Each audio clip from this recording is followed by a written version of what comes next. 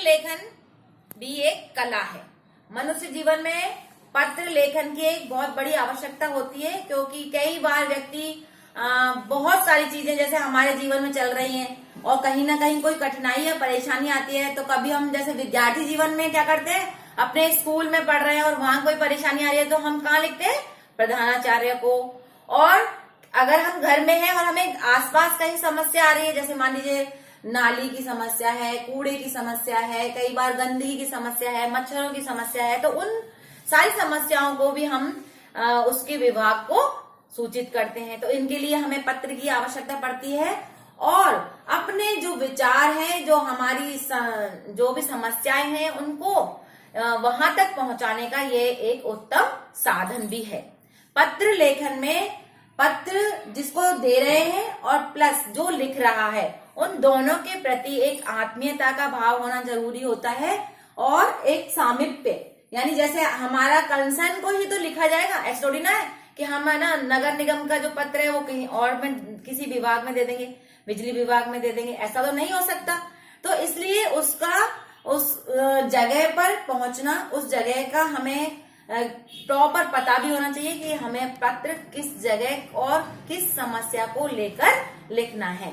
तो हम इसमें अपनी समस्याओं के बारे में अधिकारियों को सूचित करते हैं। जो घर के पत्र जो हम लिखते हैं, अपने सगे संबंधियों को पत्र लिखते हैं, वे अनौपचारिक पत्र में आते हैं। तो अब आप देखिए, सबसे पहले पत्र को लिखते समय हमें किन बातों का ध्यान रखना चाहिए। तो पत्र लेखन में ध्यान देने योग्य बातें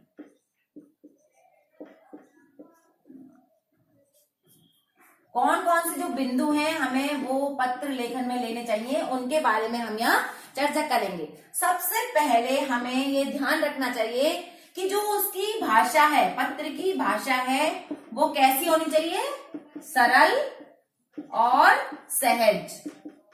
सहज का मतलब है कि उसे आराम से समझा जा सके, यानी ऐसे क्लिष्ट शब्दों का या कठिन भाषा का हमें प्रयोग नहीं करना चाहिए कि हम जिसको पत्र भेज रहे हैं उसे वो समझ में ही ना आए।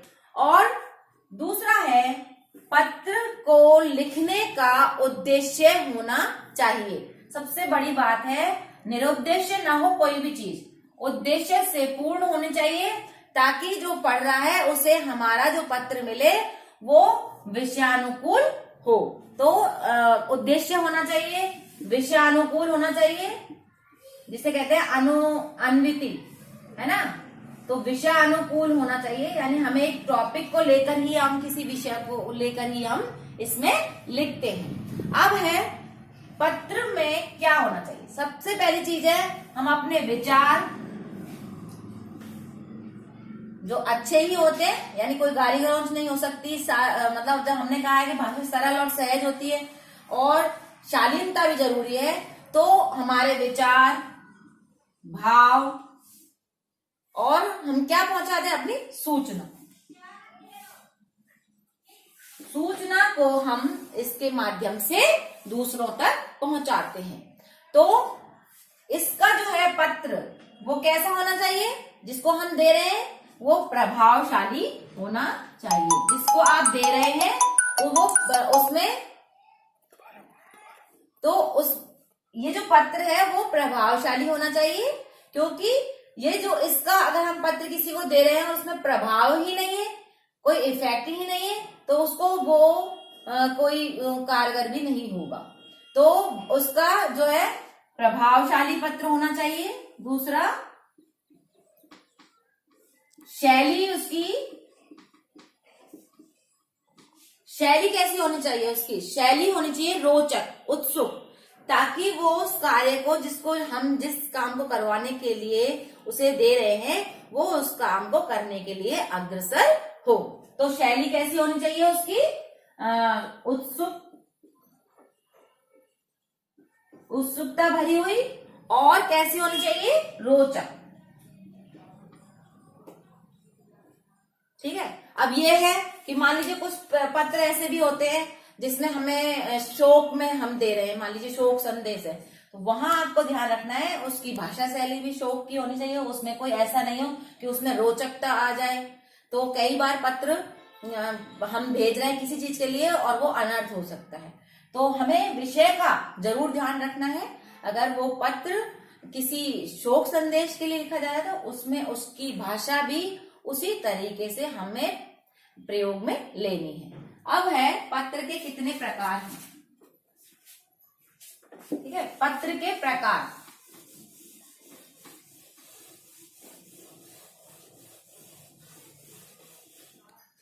पत्र के कितने प्रकार हैं? 2 पत्र के प्रकार हैं 2। पहला है औपचारिक पत्र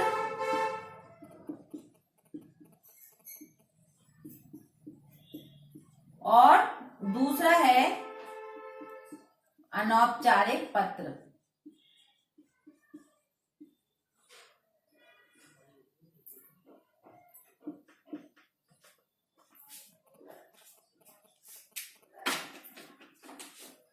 ठीक है, औपचारिक पत्रों में क्या होता है? जो औपचारिक पत्र हैं वो कैसे होते हैं? जैसे विभाग से जुड़े हुए होते हैं, है ना। और मान लीजिए प्रार्थना पत्र हैं, जैसे प्रधानाचार्य आदि को लिखे जाते हैं। कार्यालय से संबंधित। ठीक है, तो ये जो पत्र होते हैं वो होते हैं औपचारिक। और अनौपचारिक पत्र कैसे होते हैं? इसमें हम क्या क्या लिखते हैं करते हैं, जैसे मान लो शिकायत करनी है हमें, मान लीजिए हमें किसी अवकाश लेना है स्कूल में तो हमें उसके लिए लिखना है, किसी चीज के लिए हमें आवेदन करना है तो हमें इसमें लिखना है। अनौपचारिक में क्या होता है? अनौपचारिक पत्रों में हम किसके लिए लिखते हैं? अपने जो सगे संबंधी हैं और हमारे जो जैसे घर के जो हमारे संबंध होते, चाचा, अपने पापा, बड़े भाई और अपने ऐसे जो भी संबंध है उनसे, तो सगे संबंधियों के लिए हम ये पत्र लिखते हैं।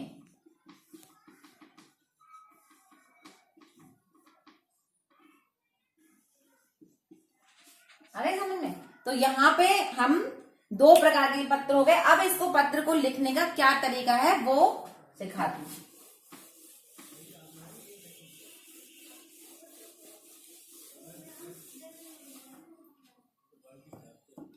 सबसे पहले जो है पत्र को लिखना है, तो सबसे पहले जो पत्र के अंग हैं, पार्ट ऑफ द लेटर, पत्र के अंग कौन कौन से हैं? सबसे पहले क्या होता है? सबसे पहले जहां हम भेज रहे हैं, पत्र को भेजने वाले का पता होता है। पत्र भेजने वाले का सबसे पहले एड्रेस होता है। ठीक है, पता लिखने के बाद फिर उसमें हमारी क्या होता है? दिनांक, डेट। उसके बाद हमारी क्या होती है? डेट। फिर उसके बाद हमारा औपचारिक पत्रों में जो तीसरे नंबर पे है वो है विषय, कि भाई हमने उसका विषय क्या लिया है। अगर किसी भी समस्या को हमने विषय में लिखा है तो अधिकारी के ऊपर इतना समय तो होता नहीं है कि वो पूरा टाइम आपके पत्र को पढ़े, तो वो केवल विषय को पढ़कर ये समझ जाते हैं कि आप पत्र किस संबंध में लिख रहे हैं। उसके बाद लिखते हैं संबोधन। संबोधन यानी जिसको भी आप पत्र लिख रहे हैं, जिस किसी अधिकारी को लिख रहे हैं, मान लो उसमें आपको बैंक को लिख रहे हैं तो आप उसमें संबोधन लिख रहे हैं महोदय, श्रीमान, महोदया। अगर वो लेडी है तो उसमें आ की मात्रा लगा देते हैं, महोदया, श्रीमती। इस तरह से हम उसमें संबोधन लिखते हैं। महोदय, माननीय, माननीया, आदरणीय, आदरणीय, इस तरह के संबोधन हम उसमें लिखते हैं। और अंत में हम क्या करते हैं? उसमें धन्यवाद करके उसके बाद हम आपका प्रधानाचार्य को लिख रहे हैं तो आपका आज्ञाकारी शिष्य। केवल स्कूल के पत्रों में आप केवल ये शिष्य लिखेंगे। केवल स्कूल के जो पत्र होते हैं जो प्रधानाचार्य या प्रधानाचार्य को लिखे गए हैं उनमें केवल आप शिष्य लिखेंगे। लड़कियां लिखेंगी आज्ञा कारिणी, शिष्या। ठीक है, इस तरह से आप उसमें लिखेंगे। उसके बाद अगर आपने किसी विभाग को लिखा है, किसी और को लिखा है, तो वहां लिखेंगे भवदीय, और लड़कियां लिखेंगी भवदीया। ऐसे ही जहाँ पे जैसे हमने है ना मतलब प्रार्थना की है, तो हम यहाँ पे लिख सकते हैं प्रार्थी। ठीक है, लिखने वाला है जो प्रार्थना उसने की है तो प्रार्थी लिख सकते हैं, और लड़कियां लिखेंगी प्रार्थिया तो या प्रार्थिनी। तो इस तरह से आप अपना ये लेटर पूरा कर सकते हैं। ये तो आपके उसमें बिंदु हो गए कि इस बिंदु को लेकर आपको ये फॉर्मेट है कि जिसे लेकर आप पत्र लिख सकते हैं। अब है पत्र, अगर मान लीजिए आपको आता है, अब ये तो है औपचारिक। अनौपचारिक में क्या होता है, केवल अनौपचारिक के मैं केवल बिंदु बताती हूँ आपको। अनौपचारिक में क्या होता है, पत्र भेजने वाले का पता होता है, उसके बाद में दिनांक होता है, उसके बाद में विषय नहीं होता, उसमें विषय नहीं होता, विषय को हटा देते हैं। संबोधन उसमें भी होता है, जैसे मान लीजिए हमने यहाँ पे लिखा कि पूजनीय पिताजी, पूज्य पिताजी, तो पूज्य पिताजी हमने संबोधन किया। उसके बाद में हम क्या करते हैं, उसमें एक अभिवादन करते हैं, अभिवादन शब्द लिखते हैं। अभिवादन में क्या करते हैं, चरण स्पर्श, नमस्कार, नमस्ते, बराबर वालों को नमस्ते, चरण स्पर्श, हम बड़ों को, अपने से बड़े हैं, पूज्य हैं, तो वहां चरण स्पर्श, नमस्ते आदि लिख देते हैं। और उसके बाद हम नीचे उसका क्या करते हैं, यहाँ अभिवादन करते हैं। यानी अभिवादन में क्या करते हैं, जैसे घर में जो छोटा मान लीजिए चाचा जी को लिख रहे हैं तो चाची को नमस्कार, छोटों को प्यार, इस तरह से हम उसमें अभिवादन करते हैं। और अंत में लिखते हैं आपका प्रिय, मान लीजिए आप बेटे हैं तो आपका प्रिय बेटा, या आपका बेटा प्रिय हो सकता है। आपको अपने आप में ये लग रहा हो मैं अपने आप में प्रिय कैसे लिख दूं, तो आप लिख देंगे आपका बेटा, आपकी बेटी, या आपका भतीजा। तो इस तरह से आपका मित्र, लास्ट में जो अंत में हम इस तरह से लिखकर उसे खत्म करते हैं। तो उसमें संबंध जो होता है, उस संबंध को जैसे संबंध सूचक शब्द कहा जाता है कि किस संबंध को आप, जैसे चाचा के लिए लिख रहे हैं तो आपका भतीजा, पापा के लिए लिख रहे हैं तो आपका बेटा, और दादी के लिए लिख रहे हैं तो आपका पोता। इस तरह से हम उसमें लिख देते हैं। तो ये हो गया आपका दोनों प्रकार के पत्रों का फॉर्मेट। इसी फॉर्मेट पे सारे पत्र लिखे जाते हैं। अब मान लीजिए हम एक पत्र लिखते हैं कि सबसे पहले बताओ अनौपचारिक और औपचारिक में, अनौपचारिक बता देती हूँ आपको। मान लीजिए हमें पिताजी से रुपए मंगवाने हेतु पत्र, पिताजी से रुपए मंगवाने हेतु पत्र। तो हमने, अब आपको पता चल गया कि हमें संबोधन किसके लिए करना है। तो आपने पिताजी को पत्र लिख रहे हैं तो पिताजी के लिए संबोधन पहले बताया आपको। इधर इस हाथ पे आपने, जैसे आपका कॉपी है, कॉपी के आपने लेफ्ट हैंड पे यहाँ पे आपने सबसे पहले पता लिखा। तो इसमें क्या होता है, आपको कहीं पता, आप अगर कहीं भी हैं, आपका अपना पता यहाँ कहीं नहीं लिखना होता।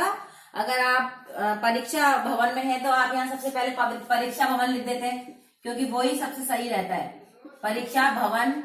या आप परीक्षा भवन में है तो अब जैसे मान लीजिए कोई बच्चा छात्रावास से मंगा रहा है तो यहाँ लिख देंगे, छात्रावास में रहता है, पिताजी से मंगा रहा है तो छात्रावास, कौन सा छात्रावास है उसका यहाँ नाम लिख देंगे, ABC जो भी छात्रावास है उस तरह से यहाँ लिख देंगे। यहाँ उसका एड्रेस करेंगे। मान लीजिए कौन से स्कूल का छात्रावास है, मान लीजिए सोनी एकेडमी का छात्रावास है, सोनी एकेडमी, और यहाँ लिख देंगे भरतपुर। तो ये हो गया आपका एड्रेस, पता हो गया। और उसके बाद में पिन कोड डालना चाहते हैं तो पिन कोड है तो डाल दीजिए। दिनांक, उसके बाद दिनांक डालेंगे, जैसे आज की दिनांक है 7/12/2020, इस तरह से हम उसमें दिनांक डालेंगे। और फिर अपने पिताजी के लिए क्या करेंगे, अभिवादन करेंगे। तो अभिवादन में आपके पिता पूज्य हैं, पूजनीय नहीं, पूज्य, तो आप लिखेंगे पूज्य पिताजी। तो पूज्य पिताजी के लिए अगर हम पत्र लिख रहे हैं तो क्या लिखेंगे, पूज्य पिताजी, क्या लिखेंगे उनको, सादर चरण स्पर्श।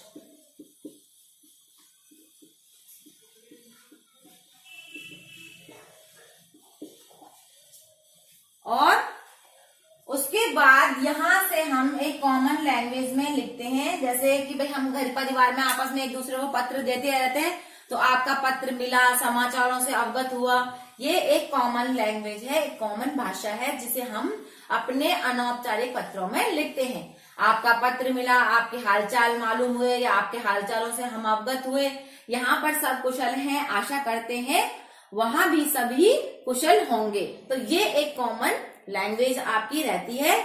उसके बाद आप उस कॉमन लैंग्वेज के बाद आपको किस चीज के लिए हम ये पत्र लिख रहे हैं उस चीज पे हम आ जाते हैं। तो उसके जैसे मान लीजिए मैंने आपको इतनी बातें बताई, मैंने वो लिख दी, उसके बाद हम लिखेंगे क्या कि हमें क्यों पिताजी से रुपए मंगवाने हैं, तो हम क्या लिखेंगे कि मुझे छात्रावास में या छात्रावास और स्कूल का शुल्क जमा करने के लिए 7,000 रुपए या 5,000 रुपए, जो भी राशि है, कई बार राशि उसमें आ जाती है, नहीं आती, तो 5,000 रुपए जमा करवाने हैं।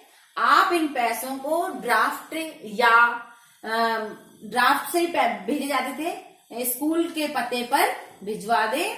और माता जी, लास्ट में जैसे मैंने आपको कहा अभिवादन करना है, माता जी को मेरा चरण स्पर्श कहिएगा, छोटू को प्यार। और लास्ट में फिर हम क्या लिखेंगे यहाँ पे, आपका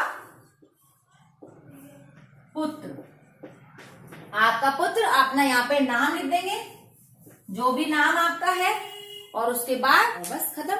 ये तो हो गया आपका अनौपचारिक पत्र। तो आपको अनौपचारिक पत्र में तो समझना है यही लैंग्वेज होती है, किसी को भी आप लिखेंगे सबसे पहले यही लिखेंगे। और अनौपचारिक पत्रों में ज्यादातर अपने सगे संबंधी में चाचा या पिताजी को ही पत्र लिखने के लिए एग्जाम में आता है, और किसी ऐसे को तो लिखने आता नहीं, कॉमन लैंग्वेज में आप यही लिखेंगे। अब है औपचारिक पत्र। औपचारिक पत्र में आपने मान लीजिए प्रधानाचार्य, अपने स्कूल का कोई भी आप पत्र लिख लीजिए जिसमें आप कॉमन जो आपने अब तक लिखे होंगे, स्कूल का लिख लेते हैं, प्रधानाचार्य को पुस्तकालय में बाल पत्रिकाएं मंगवाने के लिए, ठीक है। तो प्रधानाचार्य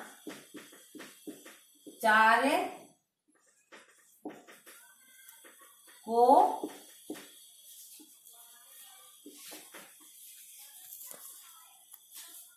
पुस्तकालय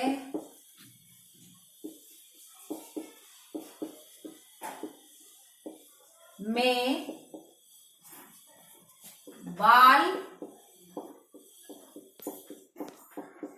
पत्रिका आती है, छोटे छोटे बच्चों की बाल पत्रिकाएं मंगवाने हेतु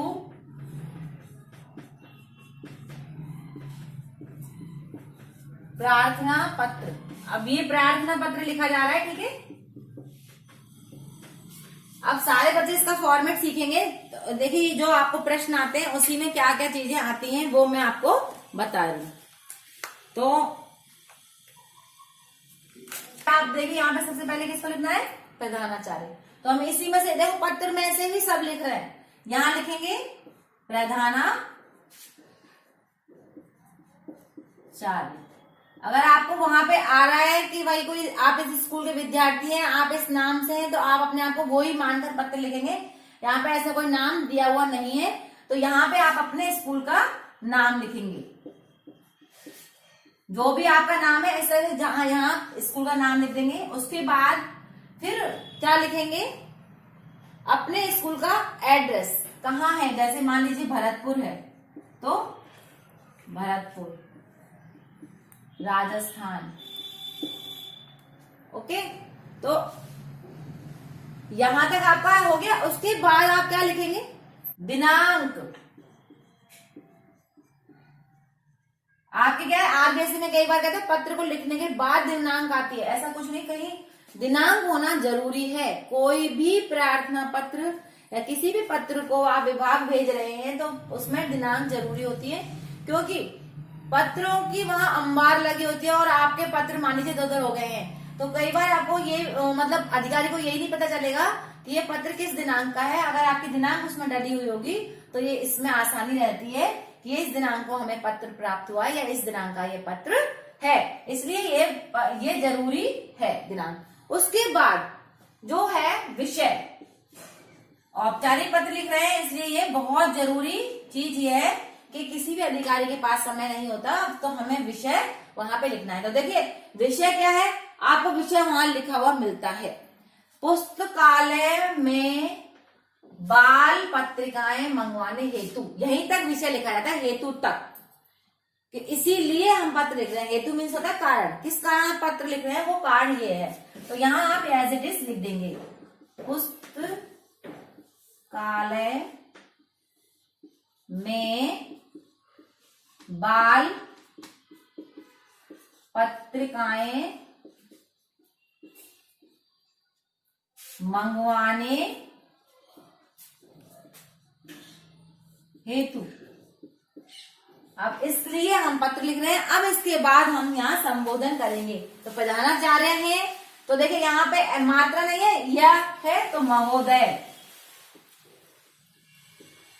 और यहाँ अगर प्रधानाचार्य यानी यहाँ पे लिखा था अपनी प्रधानाचार्य को पत्र लिखिए तो यहाँ आप महोदया लिखते, ठीक है, माननीय महोदया, जिस तरह से आप यहाँ हैं।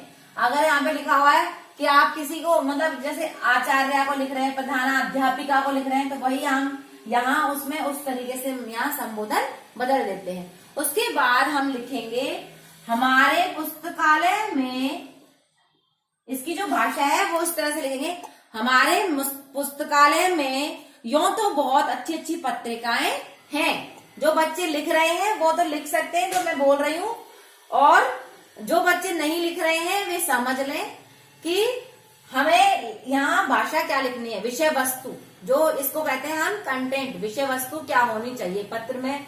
आप इसी से रिलेटेड जो भाषा लिखेंगे कि हमारे पुस्तकालय में बहुत अच्छी अच्छी पत्र पत्रिकाएं हैं, परंतु बच्चों से संबंधित पत्रिकाओं का अभाव है। फिर फुल स्टॉप, पूर्ण विराम। हमें अपनी रुचि की कोई पत्रिका पढ़ने के लिए वहां नहीं मिलती, अतः आपसे निवेदन है कि कुछ और पत्रिकाएं मंगवाने की आप कष्ट करें, मंगवाने का कष्ट करें। और क्योंकि बाल पत्रिकाओं में बहुत सारी पत्रिकाएं हैं, किसी एक का नाम नहीं है, तो वहां पे आप बस यही लिख सकते हैं कि कुछ और अन्य पत्र पत्रिकाएं जो बच्चों के लिए आवश्यक है वे उसमें मंगाई जाएं। और मतलब वहां से भी क्या लिखेंगे, लास्ट में जब आप पैराग्राफ चेंज करेंगे और उसके बाद लिखेंगे, आशा है आप हमारे अनुरोध पर विचार करेंगे और कुछ नई पत्र पत्रिकाएं और पुस्तकालय में मंगवाने की कृपा करेंगे। उसके बाद अंत में क्या लिखेंगे, मैंने आपको बताया ना अंत में फिर क्या लिखना होता है, इसी तरफ जिस तरफ आप ये पत्र पत्रिका लिख रहे हो इसी तरफ जहां आपने दिनांक डाली है उसी में लास्ट में लिखेंगे आपका आज्ञाकारी शिष्य, और लड़कियां लिखेंगी आपकी आज्ञाकारिणी शिष्या, और उसके बाद अपना नाम, यहाँ पे कक्षा, रोल नंबर, और ये तो पूरे ग्रुप में होता है, कक्षा का एक मॉनिटर होता है वो लिखेगा, बाकी कक्षा इसमें साइन कर सकती है।